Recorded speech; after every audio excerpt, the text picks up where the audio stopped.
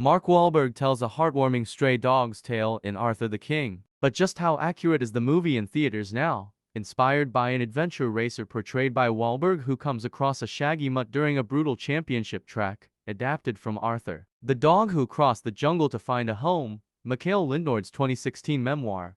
Arthur the King unsurprisingly takes Hollywood license with its based on a true story saga. Yet it keeps the heart of the real story with a starring role for a dog who's a ringer for Arthur, another mutt named Yukai, and even correctly depicts the meaningful first meeting between the gruff racer and the stray that would change his life. Mikhail gave meatballs to this mangy old dog that nobody ever did anything nice for, says Wahlberg, 52, who's a producer on the film. And, while trying to win the championship, something clicked in him that altered the rest of his life. He knew he had to save this dog. If you want the straight-up real Arthur story, read the book or watch the ESPN documentary. Arthur Lindnord, 47, was the Swedish captain of an adventure racing team that competed in the 2014 World Championship in Ecuador. Arthur the King has Wahlberg playing an American named Michael Light, who leads an American team played by Ali Suleiman, Natalie Emanuel, and Simu Liu in a world championship set in the Dominican Republic. The location was changed for logistical reasons amid the COVID-19 pandemic. There's a lot of adventure before Michael and Arthur meet during the 435-mile endurance race through jungles and rivers. He looked terrible and I could even smell like rotten flesh, so I gave him some meatballs, Lindnord tells USA Today. Arthur chose to follow us. We didn't ask him to. The decision was his. Arthur trailed the racers through the most extreme conditions. Scenes like naming the dog King Arthur during his heroic trek were so realistic, it brought Lindnord to tears watching. Arthur the King plays loose with details about the race and Arthur's role in the team's navigation, which gets Hollywood embellishment. For example,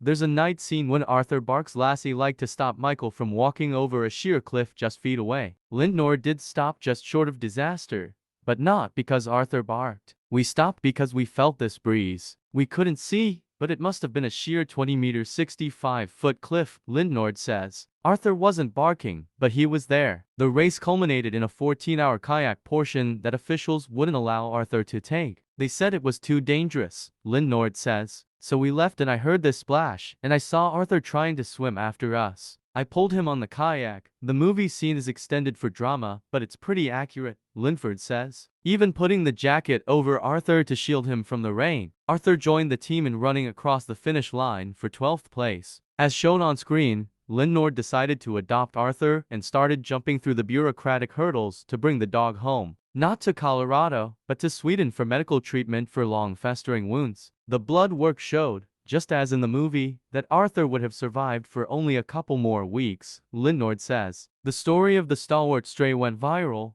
covered by news outlets around the world, but it was especially big in Sweden. Similar to the media circus depicted in Arthur the King, the dog and his human arrived in Stockholm to a throng of TV cameras and reporters worthy of a major movie star. Arthur became part of Lindnord and wife Helena's family for 6 happy years. That's where Arthur the King stops its story. He was not a dog to us, he was a family member, Lindnord says. Sadly, in November 2020, right around the time filmmakers approached Lindnord about turning Arthur's story into a movie, the real beloved pooch fell ill. A malignant tumor was found on Arthur's spine. It all went very fast, says Lindnord, who announced Arthur's death on social media that December. One day, we lay on the floor of the veterinarian's office together, and he gave me one last kiss and died. Arthur the King is a tribute to the dog he loved. It's a love letter to Arthur, and not just to Arthur. There are a lot of Arthurs out there. It will open up people's minds. That stray or adoptable dog they see might be the best friend they don't know, so give them a chance.